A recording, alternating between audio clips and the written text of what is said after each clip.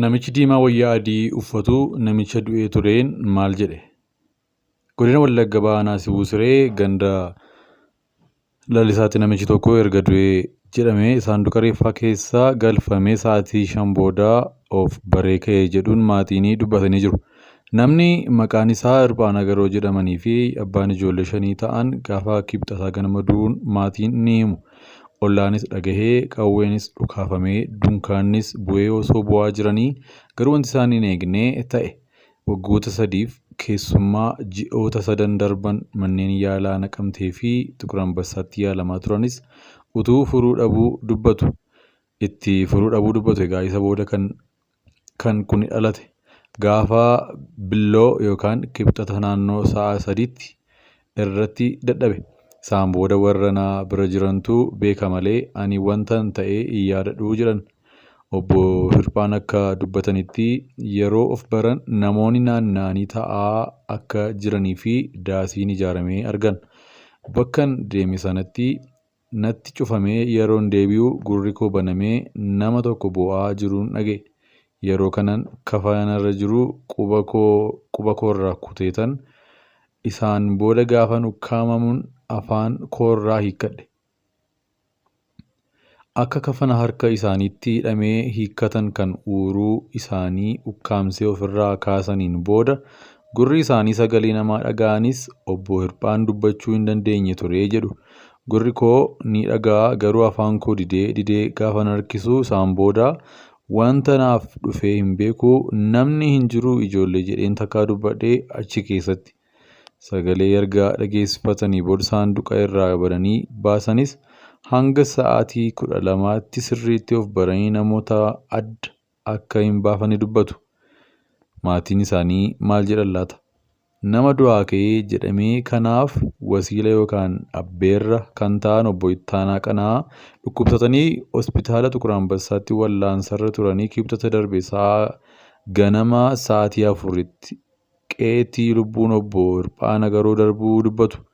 Erga du'een booda sa'aatii 5 irratti kafannee saanduqa erga galchinee booda waaree booda sa'a 9 walakkaatti ammoo achi keessaa dudubbatee jennaan baasnee jedhan obbo Ittaanaan. Saanduqa keessaa sagalee namni hin jiru jedhu. Dubartoonni itti dhiyoo jiran dhaga'an isa waamuu dubbatu. Yeroo an dhaqee irraa banu kafanaa gara fuulaa fi harka isaa jiru ofirraa ciraa jira jedhan. Durumaan hin duune gaaffii jedhu yeroo deebisan obbo Ittaanaan maal akkam hin duune ani nama 50-60 kafaneeraa jedhu. Isayyuu nama dhabeen gara walakkaa sa'aatii lafa tursiisee booda kafanee naannoo sa'aatii 1 booda ture kan saanduqicha galchine jedhan. Akka obbo Ittaanaatti ilmi obboleessa isaanii kunii ifumatti du'ee ka'e. Erga du'ee boodas akka aadaa keenyaatti namni yaa'ee rasaasni 2 dhukee namni sa'aatii 3 hanga 4 bo'aa olee ganama nutti deebi'uuf gara manaatti galeeraa jedhan.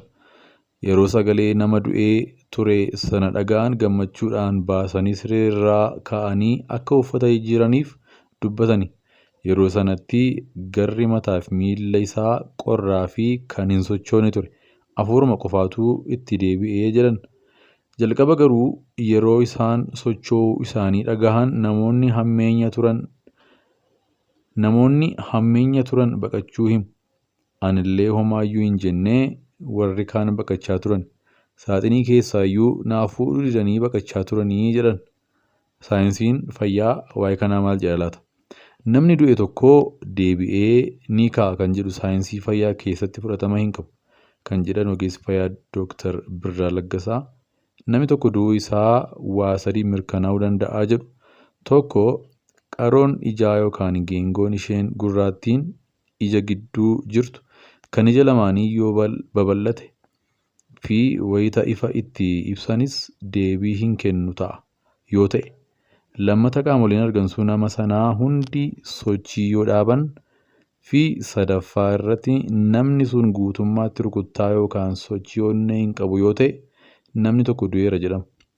Namni amma du'eera jedhame kun of wallaaluu baay'ee gadi fagoo ta'e keessa galee ta'uu mala jedhu Dooktar Birraan.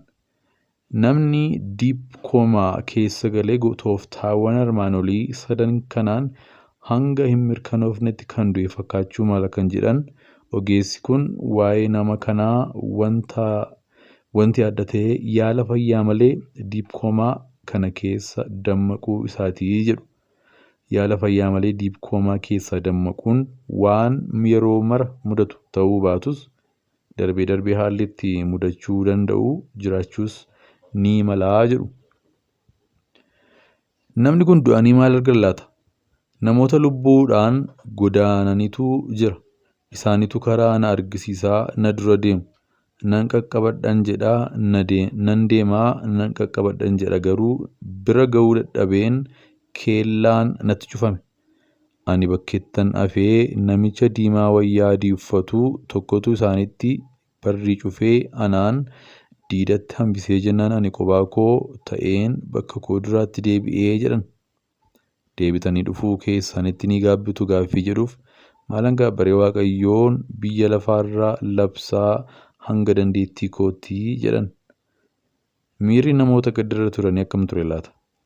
Miira namootaa yeroo ibsan obbo Ittaanaan namoonni gammachuudhaan of wallaalan inni kaan ni kukkufe inni kaan ni daa'ime. Waaqayyoof galata galchanii ilaaluu qofaa malee maaltu jedhama kan jedhanitu dhibe. Obbo Ittaanaan umurii isaanii har'a 68 ga'aa jiran kanaan waan akkasii namni du'ee ka'uu arganis ta'ee dhaga'anii akka hin beeknellee dubbatanii jiru. Ilmi obboleessa isaanii du'ee ka'ee kun erga du'ee ka'ees waan argee dhugaa ba'uu dubbata.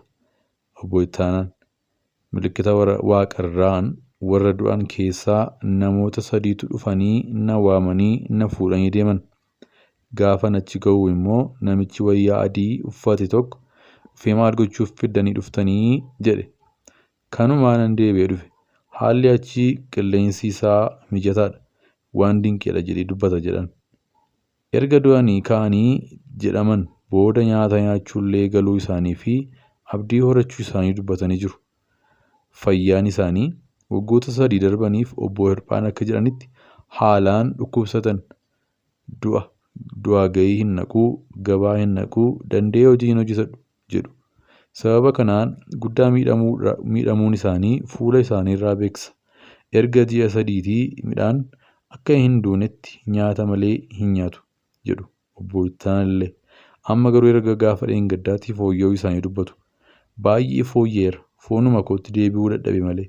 Lafeen koo bakkee jira. Taa'uu hin danda'u. Cinaachaan ciisuu hin danda'u. Isatu na dadhabsee amma. Kaleessa ganama immoo waqa fudhadheera. Firfiriis afaan na kaa'aniiru. Duraan